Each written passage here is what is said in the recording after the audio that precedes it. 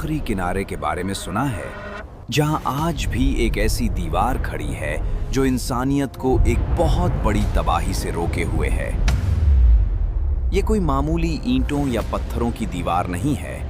ये वो दीवार है जिसे लोहे के बड़े बड़े टुकड़ों और पिघले हुए तांबे से तामीर किया गया था।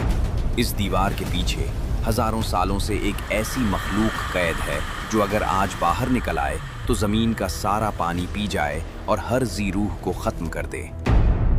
आज की जदीद टेक्नोलॉजी, सैटेलाइट्स और रेडार्स के बावजूद ये दीवार इंसानी आंख से ओझल है। ये कहाँ है, इसे किसने बनाया और इसके टूटने का वक्त क्या है?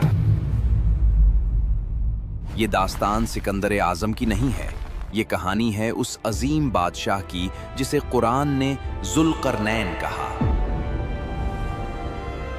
वो मुसाफिर जिसने सूरज के डूबने और निकलने की जगहों को अपनी आंखों से देखा और जिसने लोहे और आग का इस्तेमाल करके तारीख का सबसे बड़ा कैद खाना तामीर किया।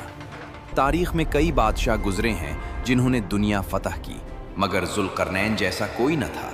अल्लाह ने सूरह कहफ में उनका जिक्र एक ऐसे हुक्मरान के तौर पर किया है जिसे ज़मीन पर हर तरह के असबाब और ताकत अता की गई थी। उनका सफ़र किसी तख्त, ताज या हीरे जवाहरात के लिए नहीं था, बल्कि ज़मीन पर अदल और इंसाफ कायम करने के लिए था। कुरान बताता है कि वो पहले मगरिब की तरफ गए, यहाँ तक कि उस आखिरी हद पर पहुँचे जहाँ ज़मीन ख़त्म होती थी और समंदर शुरू होता था। वहाँ उन्होंने सूरज को एक सियाह कीचड़ वाले चश्मे में डूबते हुए देखा। फिर वो मशरिक़ की तरफ गए, जहाँ एक ऐसी कौम थी जिनके पास सूरज की तपिश से बचने के लिए कोई इमारत या साया न था। वो लोग ज़मीन के गारों में छुपकर ज़िंदगी गुजारते थे। मगर उनका तीसरा सफ़र सबसे ज़्यादा पुरअसरार और खौफनाक था।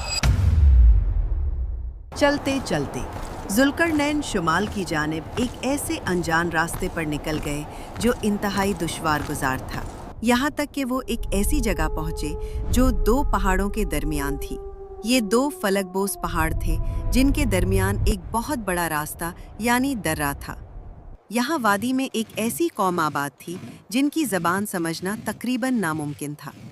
वो दुनिया से कटे हुए, खौफजदा और सहमे हुए लोग थे। जब उन्होंने जुल्करनैन की अजीमुश्शान फौज, उनकी ताकत और उनके पास मौजूद जदीद औजार देखे तो उन्हें उम्मीद की एक करन नजर आई।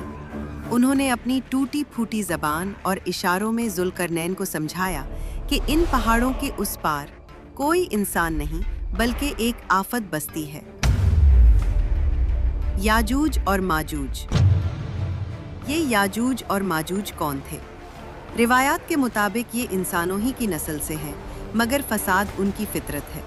उनकी तादाद चींटियों और टिड्डी दिल की तरह बेशुमार है।